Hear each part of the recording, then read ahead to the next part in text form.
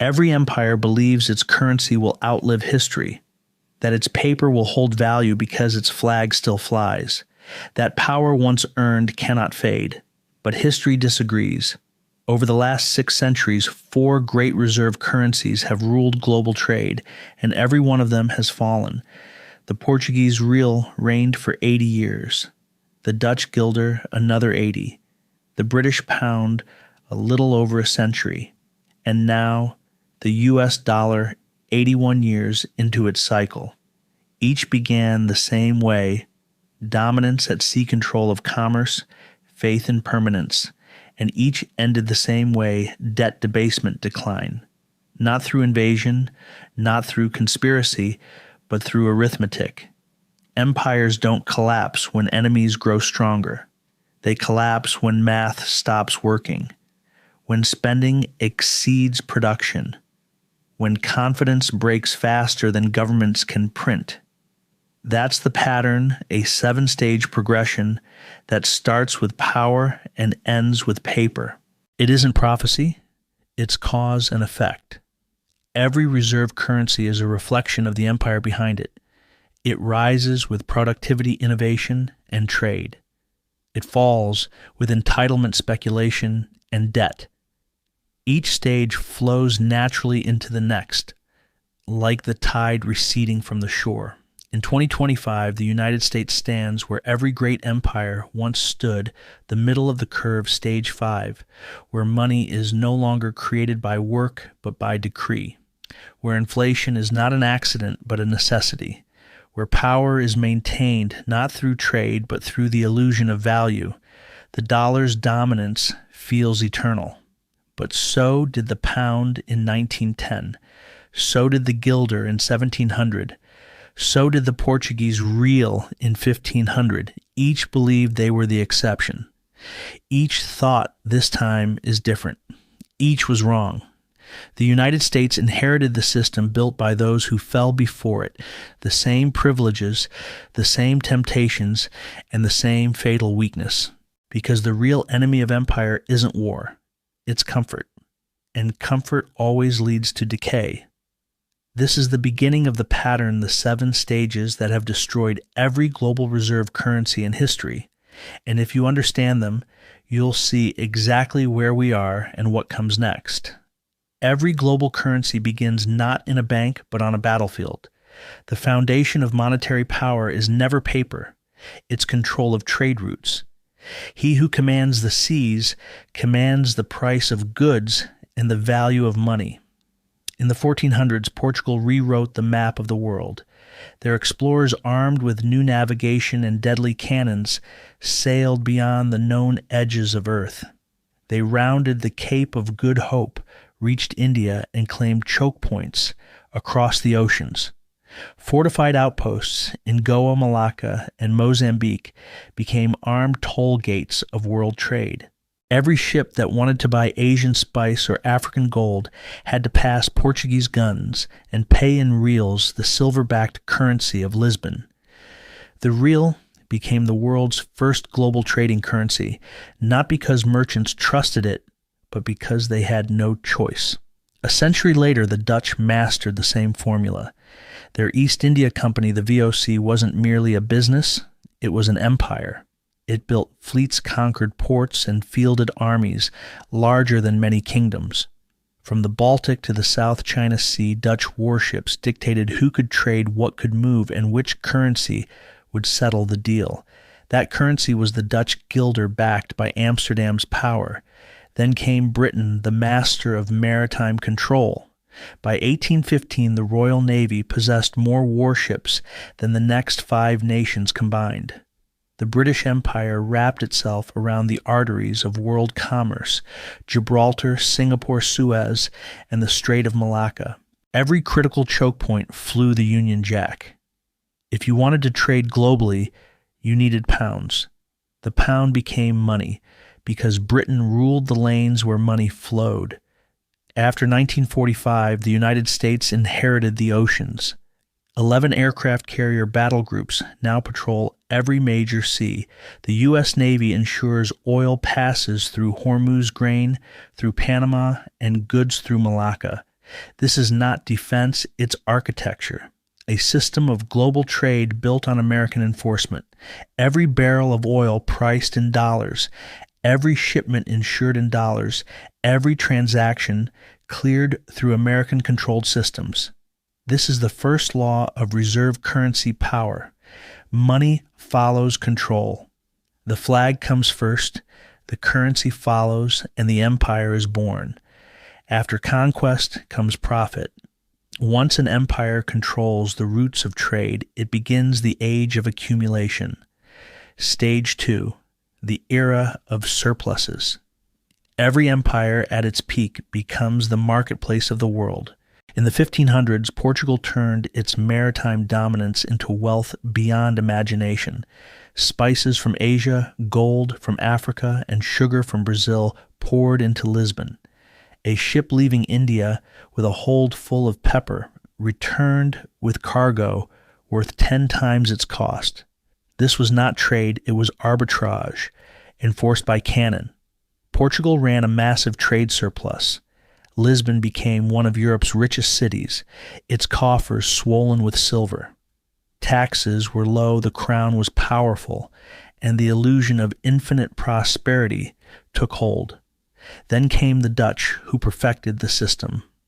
In the 1600s, Amsterdam became the warehouse of the world. Goods from every continent passed through its ports. The Dutch bought low, sold high, and pocketed the spread on global commerce. They were not just merchants, they were financiers. They created the first modern stock exchange, the first bond markets, and the first multinational corporations. Their surplus was so enormous that Dutch wealth began shaping European politics. Nations borrowed from them. Kings begged for loans, and with every loan, the guilder became stronger. Then Britain industrialized the model. In the 1800s, the British exported machinery, textiles, and ships to every corner of the globe. They imported raw materials, cotton, rubber, tin, and sold back finished goods at massive profit. The balance of trade tilted sharply toward London. The pound sterling became not only a currency but a measure of civilization itself. To hold pounds was to hold stability, and the city of London became the banker of the world. America inherited this cycle after World War II. Europe lay in ruins, Japan in ashes, and U.S. factories were the only ones still standing. From 1945 to 1970, the U.S. exported cars, steel, and machines, while importing gratitude and gold. Fort Knox overflowed with bullion, over 20,000 tons. The dollar was not just money. It was proof of victory, but surpluses are intoxicating. They make nations believe the good times are permanent, and that illusion marks the beginning of the next stage, when wealth turns into weakness. At some point, dominance becomes official. What was once power in practice turns into power by law. This is stage 3, when the empire's currency is formalized as the global reserve. It is the pinnacle of monetary power and the beginning of the decline. For Portugal, this moment arrived in the early 1500s. The real became the preferred unit for long-distance trade, enshrined in treaties and maritime law. Merchants from Venice to India settled in reals because Portuguese ships controlled the seas. Lisbon's silver coins became the standard of trust, and the illusion of permanence began. The Dutch guilder achieved the same in the mid-1600s. Bills of exchange loans and maritime insurance across Europe were written in guilders. Amsterdam's bank guaranteed convertibility into silver, cementing faith in Dutch finance. The guilder's dominance was not debated, it was accepted. For Britain, the coronation came in 1815 at the Congress of Vienna. After defeating Napoleon, Britain emerged as the world's creditor. The pound sterling was recognized in treaties and trade in every major loan agreement. Even gold was measured in pounds because the royal mint defined its weight. London became the financial capital of Earth, a place where empires borrowed and investors trusted. And then came Bretton Woods, 1944. 44 nations gathered in New Hampshire to create a new world order for money. The agreement was simple. All currencies would peg to the dollar, and the dollar would peg to gold at $35 an ounce. It was the most explicit declaration of monetary supremacy in history. The U.S. dollar replaced the pound as the axis of global trade. Oil, wheat, machinery, and even war debts were priced in dollars. To trade with the world, you needed green paper stamped, "In God We Trust."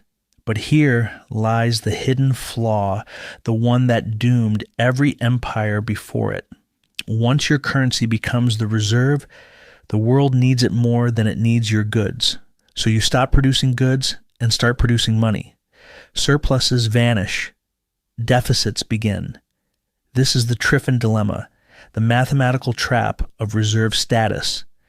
To supply the world with dollars, America must run deficits, forever exporting inflation to keep its throne. Every empire reaches this summit believing it can stay forever. But the peak is not a victory. It's the turning point. Every empire at its peak begins to decay from within, not through invasion, but indulgence. This is stage 4 and 5, when the trade surplus turns to deficit and the currency begins to die.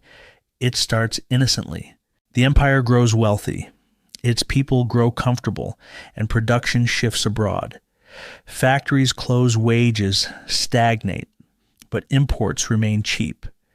Why worry about deficits when your money is the one everyone else must hold? Portugal reached this stage in the mid-1500s. The wealth that once built ships and ports began building palaces. Lisbon imported grain from Sicily, textiles from Flanders, and luxuries from everywhere else. Gold from Brazil paid the bills, and when that wasn't enough, the crown debased the real, cutting silver content to stretch each coin further. The result was predictable inflation, corruption, and decline. The Dutch Republic followed the same path. After a century of trade surpluses, Amsterdam turned from merchant empire to rentier state. Citizens lived off investments. The government borrowed to fund wars it couldn't afford. When debt rose too high, the Dutch quietly inflated the guilder. Confidence evaporated, and London replaced Amsterdam as Europe's financial heart. Britain's turn came in the 1900s. The empire that once produced steel and ships now imported food and manufactured goods. They financed their lifestyle with overseas investments, living off returns from colonies rather than production at home. When World War I arrived, Britain printed money and suspended gold convertibility. By 1945, after 2 world wars, the pound was exhausted, a symbol of debt, not power. And then came America. In 1971, President Nixon severed the dollar's link to gold, officially transforming it into a pure fiat currency. For the first time in history, the world's reserve currency was backed by nothing but faith. The U.S. began running permanent trade deficits, printing money to buy what it no longer produced. By 2008, the Federal Reserve was creating trillions out of nothing to bail out banks. By 2020, it printed even more to sustain lockdowns and stimulus. In 2 decades, the money supply more than tripled. This is currency debasement, the same disease that ended every reserve before. What began with silver coins now happens with digital code, but the effect is identical. Prices rise, purchasing power falls, and the world quietly begins to doubt. Stage 5 has begun. The empire still looks strong, but its foundation is already paper. Every collapse begins not with an explosion, but with a whisper, the quiet erosion of trust. This is stage 6, the loss of confidence, the point when the world starts looking for an exit from the empire's money. In the 1570s, Portuguese merchants in Asia began refusing the real. They demanded payment in Spanish silver, instead heavier, purer, and trusted. It was the first sign that Lisbon's empire of credit was rotting beneath the surface. By 1580, when Spain annexed Portugal, the real was already dead. The currency still existed, but its power did not. The Dutch guilder suffered a slower death.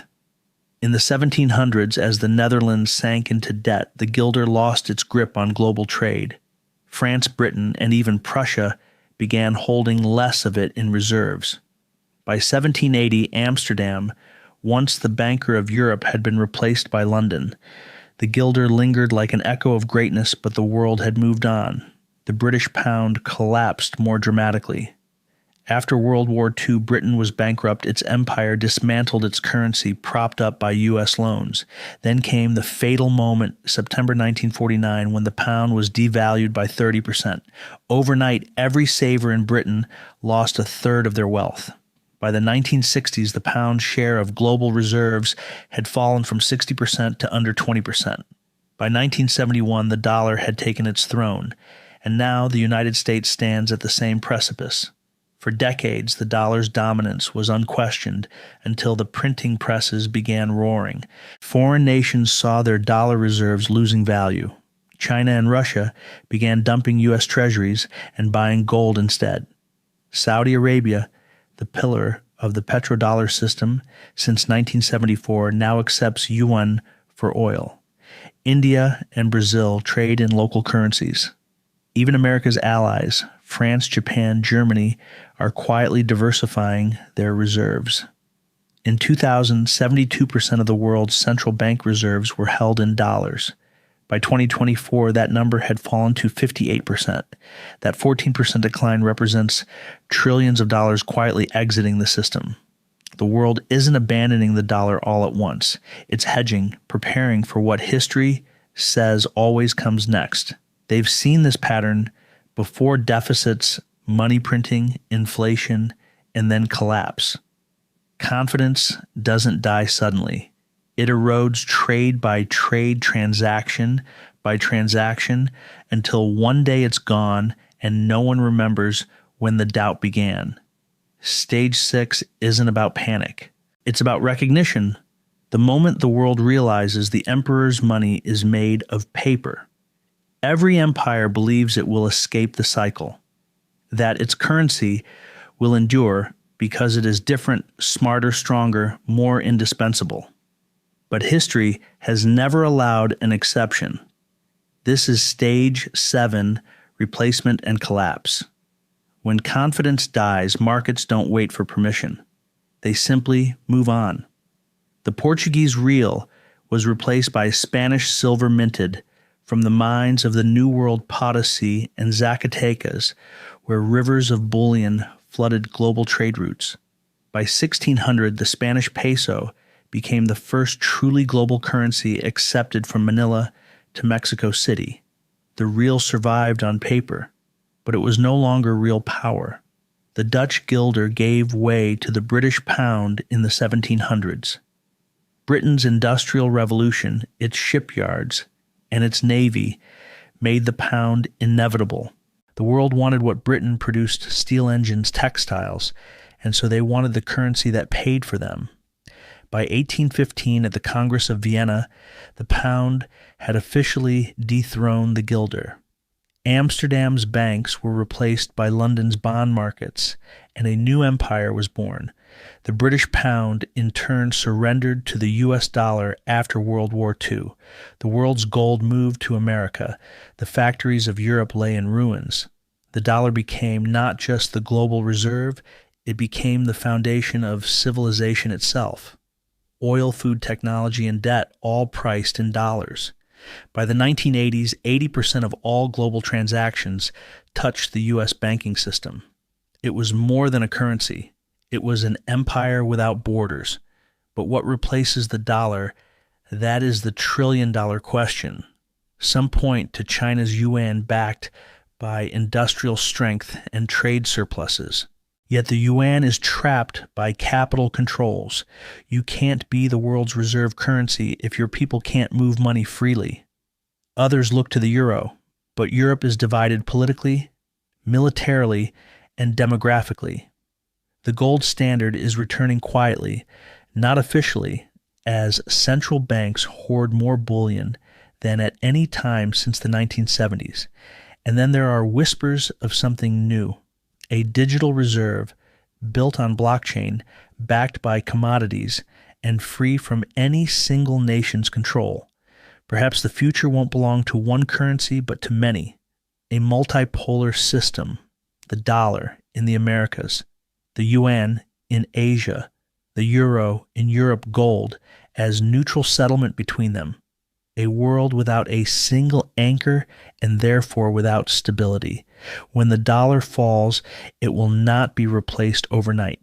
It will decay slowly, then suddenly, as trade shifts, reserves diversify, and trust evaporates. The collapse won't look like destruction. It will look like transition until one morning the old order is gone. The Portuguese thought they were special. The Dutch thought they were safe. The British thought they were eternal. The Americans think they are different. They're not. Every empire runs out of credit. Every currency runs out of faith. And history, once again, sends the bill.